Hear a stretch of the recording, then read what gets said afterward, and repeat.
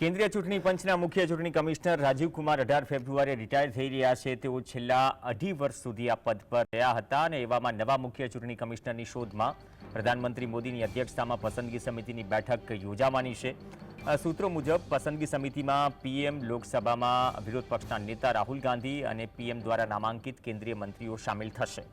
આ બેઠકમાં search committee દ્વારા શોર્ટલિસ્ટ કરાયેલા નામો રજૂ થશે।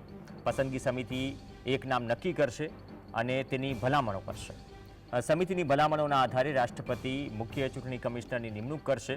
વર્તમાન મુખ્ય ચૂંટણી કમિશનર રાજીવ કુમાર પછી સૌથી વરિષ્ઠ ચૂંટણી કમિશનર જ્ઞાનેશ કુમાર છે, જેમનો કાર્યકાળ 26 જાન્યુઆરી 2029 સુધીનો છે। મુખ્ય ચૂંટણી કમિશનર અને બંને ચૂંટણી કમિશનરનો કાર્યકાળ 6 વર્ષનો હોય છે। મુખ્ય ચૂંટણી કમિશનરની નિવૃત્તિ વય 65 વર્ષ છે અને ચૂંટણી કમિશનરોની નિવૃત્તિ વય 62 વર્ષ છે। ચૂંટણી પંચના મુખ્ય ચૂંટણી કમિશનર અને 2 વધારાના ચૂંટણી કમિશનર હોય છે।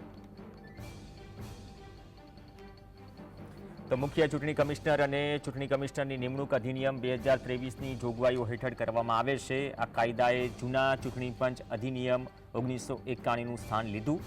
ચૂંટણી પંચ પાસે પહેલા ફક્ત એક જ મુખ્ય ચૂંટણી કમિશનર હતા, પરંતુ હાલમાં તેમાં એક મુખ્ય ચૂંટણી કમિશનર સાથે 2 ચૂંટણી કમિશનર પણ હોય છે। સીઈસી અને ચૂંટણી કમિશનરની નિમણૂક અંગે એક નવો કાયદો અમલમાં આવ્યો છે। નવા કાયદા મુજબ કાયદા મંત્રાલયની પહેલી જવાબદારી મુખ્ય ચૂંટણી કમિશનર અથવા ચૂંટણી કમિશનરની નિમણૂક માટે ઉમેદવારોની પસંદગી હોય છે। તેઓ આ નામો પ્રધાનમંત્રીના નેતૃત્વ હેઠળની 3 સભ્યોની સમિતિને મોકલશે।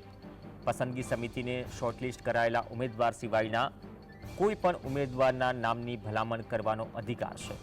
પસંદગી સમિતિ પોતાના ભલામણ કરેલા નામો રાષ્ટ્રપતિને મોકલશે।